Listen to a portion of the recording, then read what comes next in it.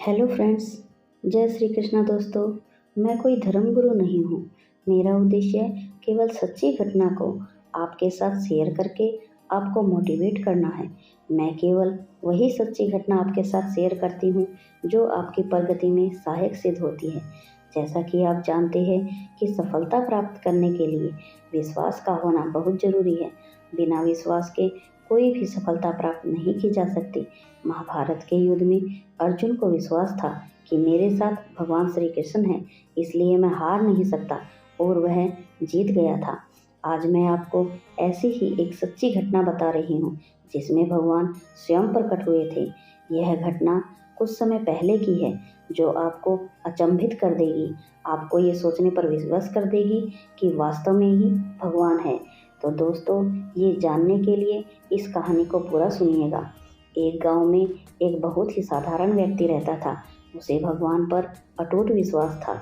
जब कोई व्यक्ति उससे हालचाल पूछता तो वे बोलते, ठाकुर जी जाने। उस गांव में एक ठाकुर जी का मंदिर था। उसे उन पर पूरा विश्वास था। उस व्यक्ति के 2 पुत्र और 1 पुत्री थी। जब पुत्री की शादी हुई तो उस साधारण व्यक्ति ने साहूकार से कुछ कर्जा लिया। कुछ समय बाद दोनों पुत्रों ने पिता को बोला, यह लो पैसा और साहूकार को देकर कर्ज से मुक्त हो जाओ।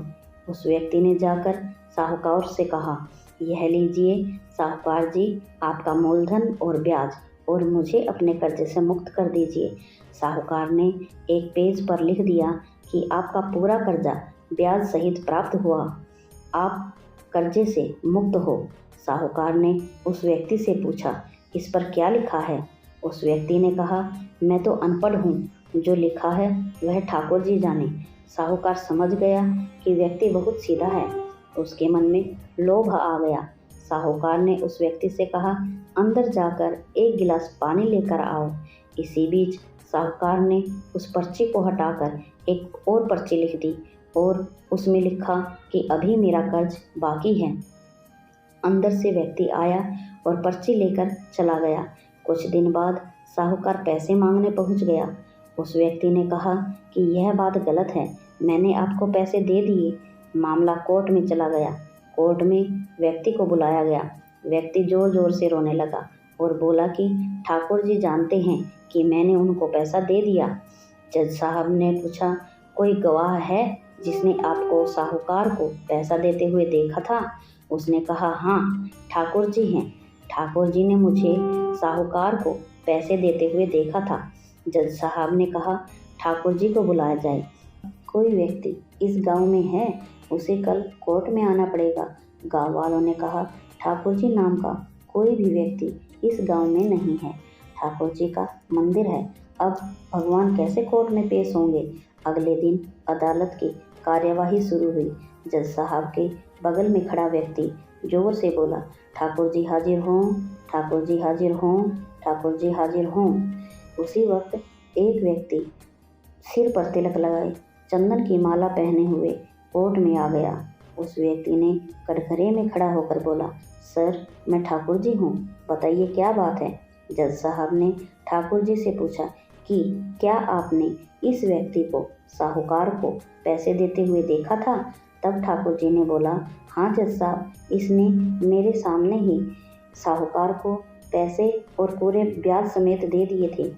आप साहूकार को यहाँ रोकिए और किसी व्यक्ति को साहूकार के घर भेजिए। साहूकार के घर में अलमारी नंबर 3 में एक फाइल है। उस फाइल के पेज नंबर 22 पर एक पर्ची रखी हुई है जिसमें लिखा है कि इस व्यक्ति ने ब्याज समेत सारा पैसा दे दिया है। वह व्यक्ति इतना बोलकर चला गया। कुछ देर बाद सिपाही वापस आया और जज साहब को एक पर्ची दी। यह पर्ची जिसमें लिखा हुआ था कि पूरा पैसा ब्याज समेत मिल गया है। जज साहब ने कहा, ठाकुर जी कहाँ गए? उनको बुलाओ। ठाकुर जी दिखाई नहीं दिए। अगले दिन जज साहब उस गांव में गए और पूरे गांव में उस वृद्ध व्यक्ति को ढूंढवाया गया।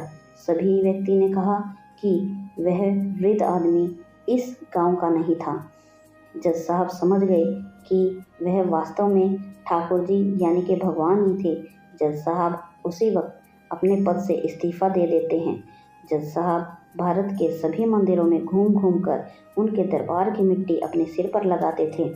किसी मंदिर में बैठते नहीं। जज साहब कहते थे कि हमने भगवान को अदालत में बुलाकर खड़ा किया था, फिर मैं किसी मंदिर में कैसे बैठ सकता हूँ। इस तरह जज साहब काफ़ी बदल गए। यह कहानी एक सच्ची घटना है। यदि आपको भगवान पर विश्वास है तो ज़रूर आपको बुरे वक्त में काम आएंगे। आप भले ही किसी भी धर्म के हों, आपके धर्म जो भी देवता हो उसमें विश्वास रखें। और दोस्तों, आज की कहानी आपको कैसी लगी? अगर अच्छी लगी हो तो लाइक ज़रूर करें और हमें कमेंट में ये भी बताइए कि आप हमारी कहानी को कहाँ से सुन रहे हैं। राधे राधे दोस्तों।